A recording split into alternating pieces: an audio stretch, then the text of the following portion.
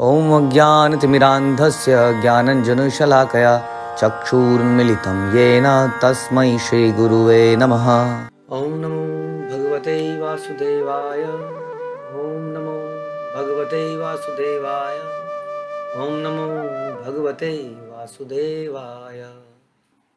श्रीमद् भागवतम दूसरा कैंटो 10वां अध्याय 33वां श्लोक। और हमने सुना किस प्रकार से शरीर के अलग अलग अंग डेवलप होते हैं, अलग अलग अंगों की क्या महत्वता है, कैसे उनको भगवान की सेवा में लगाया जा सकता है। ये सब बताने के बाद आगे चलते हैं। अब क्या बताया जाता है? एतद भगवता रूपम स्थूलम ते व्याहृतम मया महीयादि भी चा आवरणी अष्टभी बही आवृतम। इस तरह भगवान का बाहरी रूप अन्य लोगों की ही तरह स्थूल रूपों से घिरा हुआ है, जिसका वर्णन मैं तुम्हें पहले ही कर चुका हूँ। तो ये जो भगवान का रूप हम देख रहे हैं इस वक्त, जिसमें कि हम सुन रहे हैं कि भगवान ये हैं, भगवान ने ये क्रिएट किया, वो क्रिएट किया, और इस तरह से भगवान हर चीज़ में इंटरफेरेंस कर रहे हैं, चीज़ों को क्रिएट कर रहे हैं। तो वास्तव में हर चीज़ में भगवान हैं, और ये भगवान का विराट रूप है जो कि स्थूल रूप है, जिसको हम देख सकते हैं अपनी इन्हीं आँखों से। तो वो बता रहे हैं, तो इसमें बता रहे हैं कि फिर भी हमें भगवान दिखते नहीं है। जैसे कि फॉर एग्जाम्पल यहाँ बता रहे हैं श्रील प्रभुपाद कि कई बार सूर्य से बादल क्रिएट होते हैं। ऐसा बोला जाता है कि सूर्य की जो एनर्जी है उससे धूप या जो भी उससे गैसेस प्रोड्यूस होती हैं, जितने में बादल देखते हैं, ऐसा बोला कि 100 मील की लेयर बादलों की होती है, ऊपर जाके बहुत ऊपर तक बादल होते हैं। हालांकि 100 मील कुछ है नहीं ओवरऑल ब्रह्मांड में। तो सूर्य का जो साइज है वो 100 मील से बहुत बहुत बड़ा है, लेकिन ये बादल कई बार सूर्य को ढक देते हैं, है कि नहीं? जैसे कि एक छोटी सी उंगली सूर्य को ढक देती है, हमारे आंखों के आगे ऐसे लगा दिया जाए तो पूरा सूर्य ढक जाता है। तो वास्तव में इस उंगली ने या बादलों ने सूर्य को नहीं ढका, हमारी देखने की कैपेसिटी को ढक दिया। उसी तरीके से संसार में ये माया शक्ति भगवान की हमारी देखने की कैपेसिटी को ढक देती है। भगवान को नहीं ढक सकते हैं लोग, भगवान तो हमेशा से वहीं पर हैं, हाँ, लेकिन हम नहीं देख पा रहे हैं क्योंकि ये माया शक्ति इसको ढक लेती है। तो इस स्थूल रूप में भी भगवान है हमारे सामने चारों तरफ, लेकिन हम उन्हें देख नहीं पाते हैं, क्योंकि हर इंसान को ये शरीर दिखता है ना भगवान का दिव्य रूप। देखिए, एक भक्त जब देखता है गंगा जी को, जो भी क्रिएशन सृष्टि को देखता है, तो उसे भगवान याद आता है। एक आदमी को नदी नजर आती है तैरने के लिए, मजे करने के लिए, तो उसके सामने भी ये विराट रूप है, बट वो फिर भी भगवान को अप्रिशिएट नहीं कर पाता। और एक भक्त देख पाता है, प्रेरणा ले पाता है, ग्रेटिट्यूड फील कर पाता है। ये भक्त का नजरिया है। अतः परम सूक्ष्मतमम अव्यक्तम निर्विशेषणम अनादि मध्य निधनम नित्यम वाकमन सह परम। अतः इस स्थूल संसार से परे दिव्य संसार भी है, जो सूक्ष्म से भी सूक्ष्मतर है। हाँ, तो ये तो स्थूल है जो दिख रहा है। अब कुछ चीजें बड़ी सूक्ष्म हैं जो दिखती नहीं है। फॉर एग्जाम्पल, हवा दिखती है हमें? नहीं दिखती, महसूस होती है ना। कितनी अल्ट्रा वायलेट जो रेज हैं, एक्स रेज, ये रेज हमें दिखती नहीं है लेकिन होती हैं। ध्वनि हमें दिखती नहीं है लेकिन सुनाई पड़ती है। तो सूक्ष्म चीजें हैं। उसी प्रकार मन सूक्ष्म भौतिक शरीर है। मन वास्तव में आध्यात्मिक शरीर नहीं, लेकिन बड़ा सूक्ष्म है। मन, बुद्धि, अहंकार बहुत सूक्ष्म है, दिखते नहीं है। आत्मा बहुत सूक्ष्म है, बाल के नोक के 10,000वां हिस्सा आत्मा का दिखता नहीं है, उससे भी सूक्ष्मतर। यानी कि सूक्ष्म का मतलब केवल, देखिए, सूक्ष्म का मतलब केवल छोटा नहीं है। सूक्ष्म का मतलब यहाँ ऐसी चीज है जो हमें हमारी इस नेत्रों की कैपेसिटी के बाहर है, हाँ, उसको बताया जा रहा है। तो इस संसार के अंदर जो हमें दिखता है, इसके बियॉन्ड, इसके परे एक दिव्य संसार है जो सूक्ष्म से भी सूक्ष्मतर है। ना तो इसका आदि है, ना मध्य, ना अंत है। हाँ, कोई सुनाई नहीं देता ऐसा कि ये तब क्रिएट किया गया था। अब ब्रह्मांड तो दिखता है, ब्रह्मांड, ब्रह्मा जी, हम कई बार सुनते हैं ब्रह्मा जी प्रलय आई, फिर ब्रह्मा जी ने क्रिएशन करी, फिर नारद मुनि उनमें से निकले इत्यादि, ऐसे हम सुनते हैं। तो क्रिएशन के बारे में हम कई बार सुनते हैं, किस प्रकार मत्स्य अवतार हुआ, उससे पहले प्रलय आई, प्रलय में सारा डूब गया, एक नाव आई, नाव में कुछ चीज़ें रखी गई। इस तरह से हम सुनते हैं ना। तो सृष्टि के बारे में, रचना, उसका एनाइलेशन, उसका समाप्ति हम कई बार सुनते हैं, लेकिन उस दिव्य जगत के बारे में नहीं सुनते कि वो बना था फिर खत्म हो गया, क्योंकि वहाँ पर कभी प्रलय नहीं आती है, वहाँ पे कभी क्रिएशन नहीं होती है।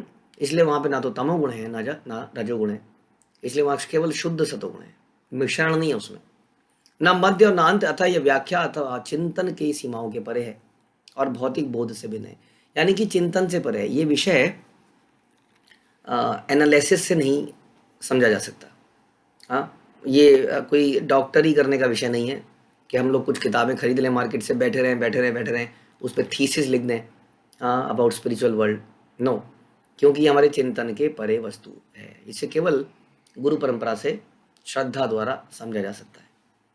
अमूनि भगवद्रुपे मया ते हरणु वर्णिते उभे अपि न गृहन्ति माया सृष्टे विपश्चिता। मैंने तुमसे भौतिक दृष्टिकोण से भगवान के जिन दो रूपों का वर्णन किया है, उनमें से कोई भी भगवान को जानने वाले शुद्ध भक्त स्वीकार नहीं करते। अभी तक तो आप लोगों ने जो भी सुना, हाँ, जिसमें कि बताया गया, प्रभुपाद बता रहे हैं कि निर्विशेषवादी भगवान को दो तरीके से मानते हैं, एक तो विश्व रूप और दूसरा भगवान का अव्यक्त रूप, सर्वव्यापी रूप। एक विश्व रूप, ये विश्व रूप क्या चीज़ है? विराट रूप, जो अभी आपने सुना, ये सृष्टि, ये संसार, ये पांच तत्व, ये गंध, ये जो भी भौतिक एलिमेंट्स, पांच प्रकार की कर्म इंद्रियां, ज्ञान इंद्रियां, इंद्रियों के विषय, मन, बुद्धि, अहंकार इत्यादि, ये हो गया विराट रूप का ओवरऑल। तो इसको भक्त लोग स्वीकार नहीं करते। न ही भगवान उस अव्यक्त अप्रकट को स्वीकार करते हैं जो चारों तरफ फैला हुआ है, क्योंकि भगवान के भक्त तो भगवान को साक्षात उसके रूप को मानते हैं। ऑल्दो दे नो कि ये भगवान की ही शक्ति है, हाँ, लेकिन उनका जो उनका रिलेशन है, संबंध है, वो भगवान के साथ है डायरेक्टली। इसलिए भक्त हमेशा भगवान को एक नाम से जानते हैं, जिसको हम श्याम सुंदर कहते हैं।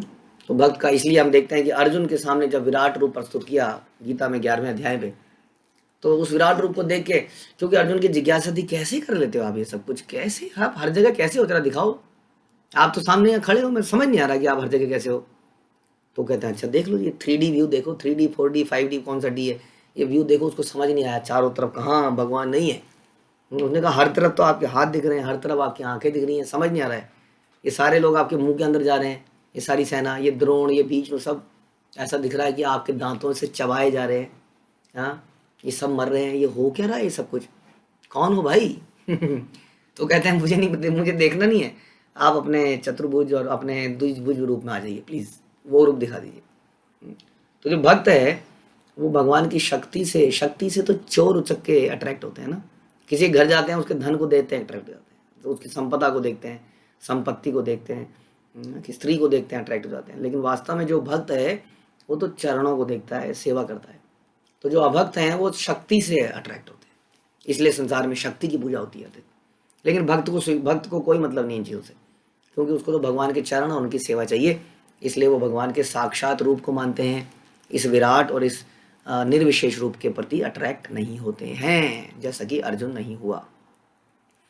सवाच्य, लेकिन फिर भी हम सुनते हैं, आपको चर्चा क्यों हो रही है? चर्चा इसलिए हो रही है भगवान की दिव्यता को समझने के लिए, क्योंकि कई बार है ना, आदमी देखिए, वही आदमी जब घर में होता है ना, आपने देखा कि घर में उनके पिताजी उनकी पत्नी कुछ मानती नहीं है, कभी कभी पत्नी ऑफिस में चली जाती है, ऑफिस वाले पार्टी पे बुलाते हैं और देखते हैं अरे पति जो है कैबिन में घुस गया, एक चपरासी आया पानी लेता हुआ, कोई मैडम आई बोली सर ये कर दिया, और देखा कि अरे मेरे पति ने उसको डांट दिया, और चुपचाप चली गई वापस। फिर दूसरा आया, उसने काम का कुछ बताया, वो देखते ओहो ये तो कुछ है, मैं तो सब्जी मंगा लेती हूँ, कुछ बोल देती हूँ, पानी मंगा लेती हूँ, कुछ मानती नहीं थी। हाँ, ऑफिस गई तो पता चला इनकी कुछ तो है। तो इसलिए कई बार जब भगवान की दिव्यता को हम समझते हैं ना, तो हम बड़ा सहजता से ले लेते हैं भगवान को। शुद्ध भक्त तो खैर इन शुद्ध भक्त को जो है ना, जो गोलोक में जा चुके हैं, उनको भगवान की दिव्यता से कोई मतलब नहीं है। लेकिन हमारी स्थिति क्योंकि लो है, हमें भगवान से शुद्ध प्रेम नहीं, इसलिए हमें ये सब जानना जरूरी है। ठीक है। सवाच्य वाच कतया भगवान ब्रह्म रूप दृक नाम रूप क्रिया दत्ते सकर्मा कर्म कह परा।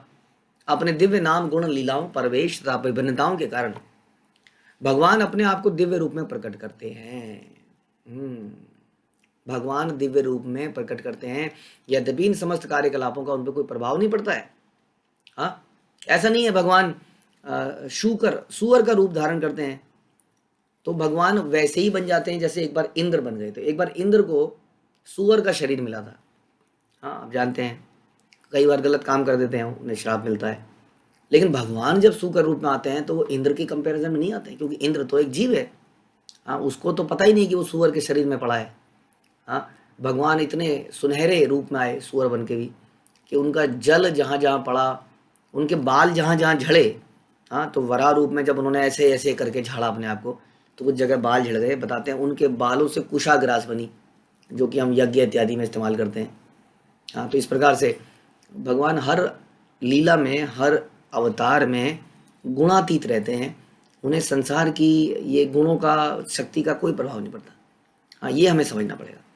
तो भगवान आते हैं, दिव्य रूप में प्रकट करते हैं, लेकिन उनका कोई प्रभाव नहीं पड़ता उन्हें संसारिक चीज़ों पर। लेकिन संसार के लोग कहते हैं कि भगवान आते हैं तो कोई शरीर धारण करते हैं। बताइए, हाँ, शरीर के नियमों के बाध्य हो जाते हैं, इसलिए भगवान मरते हैं, पैदा होते हैं, ऐसा लोग कह देते हैं कई बार। फिर भगवान बोलते हैं, देखो सुनो, मेरी बात ध्यान से सुनिए, ये जो है कई तरह के लोग जो है उनका सोर्स मैं हूँ, ध्यान से सुन लीजिए। ब्रह्मा, दक्ष इत्यादि, फॉर एग्जाम्पल प्रजापति, मनुन, देवा, निशीन, पितृगणान पृथक, कई सारे नाम आएंगे, सुनते रहिए। सिद्धचारण, गंधर्वान, विद्याधासुर, गुहिकान, किन्नराप्सरो, नागान, सर्पान, किम पुरुषान, रान, मातृरक्षा, पिशाचांश, प्रेतभूत विनाकयान, कुष्मांडोन्माद, वेतालान, यातु धनान, गृहानपि, खग्नान, मृगान, पशून, वृक्षान, ग्रीनृप, सर श्रीप्रान, द्विविद्याश्चतुर्विधा, येन्यन्ये जलस्थल नभोकसा, कुशला कुशला मिश्रा कर्मणा गतयस्विता। यानी कि कौन कौन लोग? हे राजन, मुझसे जान लो कि सभी जीवात्माएं अपने विपत कर्मों के अनुसार परमेश्वर द्वारा उत्पन्न किए जाते हैं। सभी जीवात्माएं, बहुत सारी योनियां आप जानते हैं, 84 लाख, उसके अंदर कितने लोग, अलग अलग वैरायटी।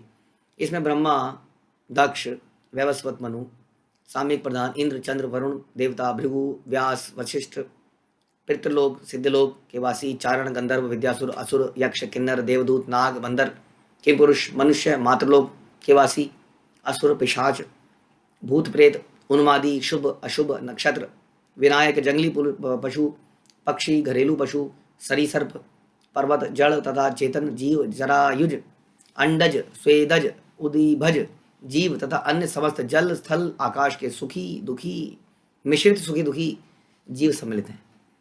ये सभी अपने पूर्व कर्मों के अनुसार परमेश्वर द्वारा सृजित होते हैं, कर्मानुसार। यस, क्योंकि वी हैव सम डिजायर्स।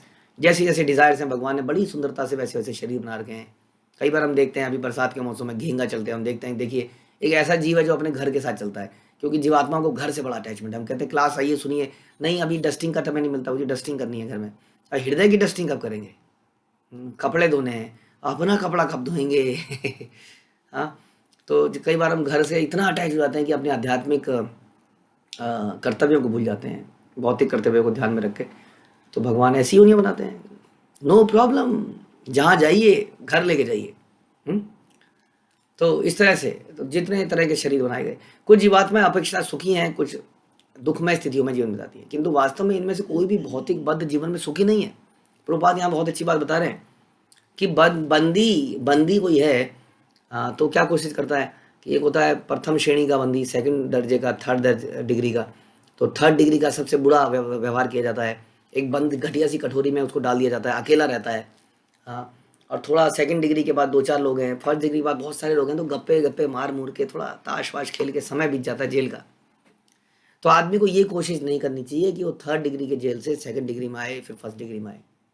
ये कोशिश नहीं होनी चाहिए। उसकी कोशिश होनी चाहिए बंदी गृह से कैसे मुक्त हो, ये प्रभुपाद बता रहे हैं। इसलिए इन जितनी भी योनियाँ हैं ये भगवान क्रिएट करते हैं, भगवान कह रहे हैं, लेकिन हमारा प्रयास ये रहना चाहिए कि इनसे बाहर निकला जाए, ना कि ये कि यहाँ पे कुछ शुभ काम किया जाए, स्वर्ग में जाया जाए। हम बोलते हैं हमारे पिताजी स्वर्गवासी हो गए, माताजी स्वर्गवासी नहीं हो गई इत्यादि।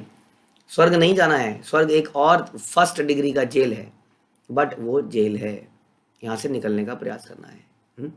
सत्वम रजस्तम इति स्थिता सुरानिरी नारका तत्राप्यैकैकशो राजन भिद्यन्ते गति स्त्रिता यदैकैकतरो अन्याभयाम स्वभाव उपहन्यते।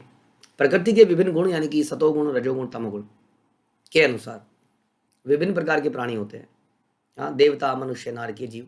हे राजन, यही नहीं, जब कोई एक गुण अन्य दो गुणों से मिलता है तो तीन में विभक्त हो जाता है, और इस प्रकार प्रत्येक प्राणी अन्य गुणों से प्रभावित है। हम बता रहे हैं कि हर जीव एक विशेष प्रकार के गुण में है। जैसे कि कोई जीव कई बार सतोगुण में ज़्यादा पाया जाता है, लेकिन उसका मतलब ये नहीं कि उसको बाकी गुणों का प्रभाव नहीं पड़ेगा, क्योंकि हम जीव हैं, सूक्ष्म हैं, हम कई बार चर्चा कर चुके हैं, इसलिए हमें गुणों का प्रभाव पड़ जाता है। ऑल्दो आई एम वेरी सतोगुणी पर्सन, बट अगर मैं कुछ दिन तक तमोगुणी लोगों के साथ रहूंगा तो मेरे स्वभाव में परिवर्तन आ जाएगा, ये बता रहे हैं। तो अलग अलग प्राणी किसी विशेष गुण द्वारा संचालित हैं, किंतु दूसरों के गुणों का प्रभाव पड़ता है, प्रभुपाद कह रहे हैं। सामान्यतः हम सब लोग रजोगुण से प्रभावित हैं। जो भी संसार में है, पृथ्वी में, इसको कहते हैं रजोगुण प्रधान है ये जगह।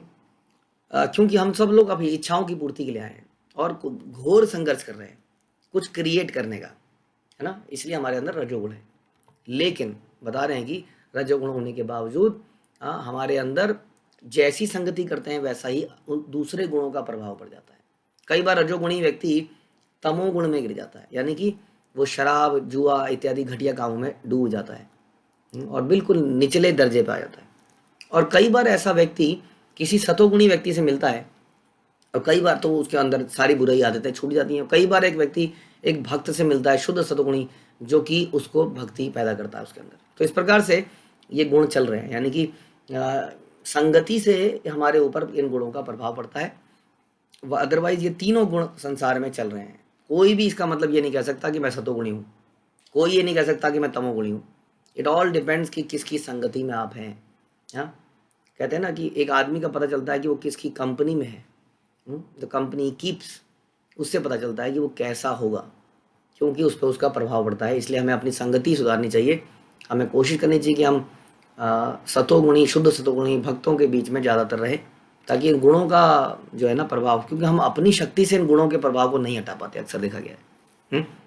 तो इस प्रकार से यहाँ पे बताया गया कि ये तीनों गुण हैं, यानी कि कोई व्यक्ति वास्तव में ये नहीं कह सकता शॉर्ट ये मेरे को कोई प्रभाव नहीं पड़ेगा जी। कई लोग कहते हैं ना जी, मैं तो कितनी भी पी लूँ जी चढ़ती नहीं है और जब चढ़ती है तो हमने उनको नालियों में गिरा हुआ देखा है। तो इसलिए कभी अपने ऊपर इतना वो नहीं होना चाहिए। कोशिश कीजिए, don't take chances, associate with devotees and purify your life. Hare Krishna. Srila Prabhupada की जय। ग्रंथराज श्रीमद् भागवतम की